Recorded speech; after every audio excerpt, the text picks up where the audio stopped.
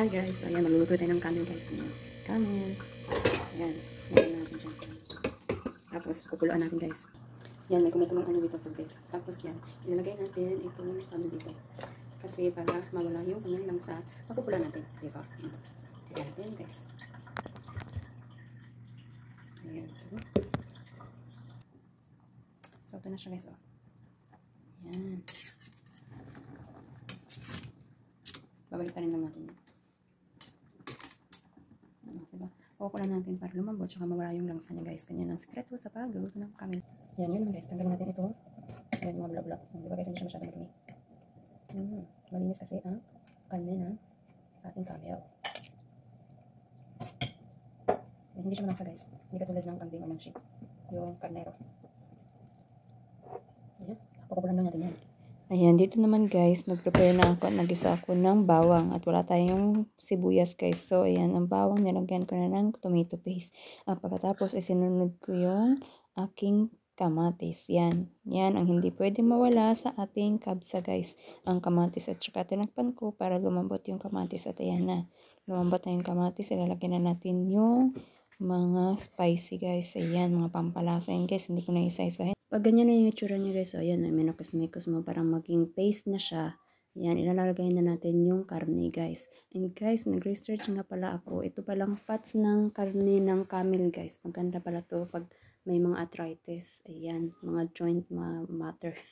Yung mga sumasakit-sakit mga joint guys. Maganda pala itong fats ng camel. Kaya pala itong amo ko is hindi niya pinapatanggal sa akin. Kasi nga, nananakit na yung mga joint. Alam na, pag masakit ng mga joint niyo, kumain kayo ng fats ng camel. Joke lang guys. Ayan guys, lagyan na natin ng tubig. Ayan, yung tubig pala ay pinakulo ko na yan para madaling kumulo yung ating, ano guys, ayan, nilagyan ko sa high na apoy para mabilis na maluto kasi luto na din naman yung ating karne. Palalambutin lang natin at isusok lang natin siya para yung lasa ng mga spices guys is manuot talaga doon sa karne at mawala talaga yung langsa ng camel at hindi mo talaga akalain guys na camel yung yung kinakain mo. So ayun guys, naghiwa na rin pala ako ng patatas at tinanggal ko muna yung tubig kasi ilalagay ko siya dyan. Isasama ko siya, pakukulaan ng 10 minutes para sakto lang makaluto siya.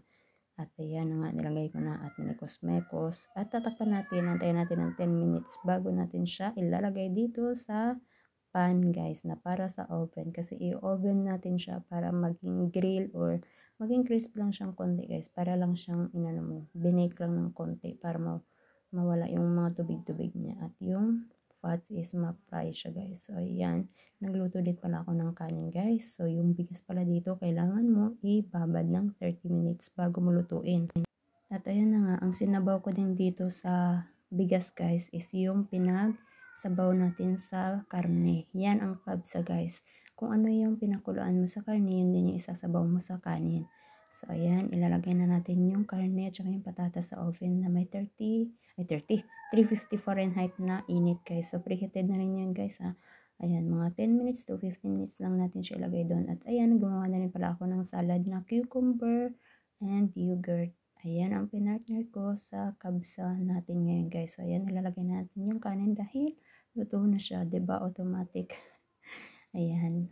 Tingnan mo yun guys. Perfect ang pagluto ng ating bigas. Perfect ang ating kanin. So ayan. Tapos kukunin na natin yung karne doon sa oven guys. Ilalagay na natin sa ibabaw ng kanin dahil yan ang kabsa, laham. O diba? Thank you for watching guys. Diba ang sarap niya. Kung nagustuhan nyo pala itong video na to guys, please follow and like. Sana like lang, okay na.